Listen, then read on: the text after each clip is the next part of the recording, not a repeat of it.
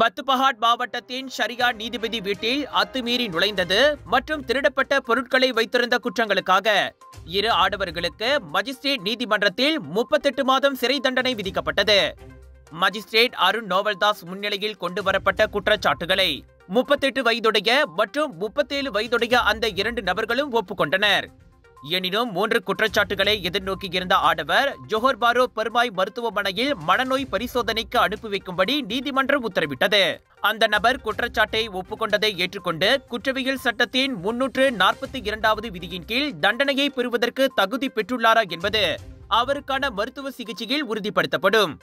இதனிடையே தண்டனை சட்டத்தின் 411வது விதி மற்றும் 414வது விதியின் கீழ் கொண்டு வரப்பட்ட இரு குற்றச்சாட்டுகளை ஒப்புக்கொண்ட நபருக்கு 38 ஆண்டு சிறை தண்டனை விதிக்கப்பட்டது. 58 வயது பெண்மணிக்கு சொந்தமான ஒரு ஜோடி தங்க காப்புகளை 2 அடகு கடையில் வைத்திருந்த குற்றச்சாட்டையும் அந்த இரு நபர்களும் ஒப்புக்கொண்டனர்.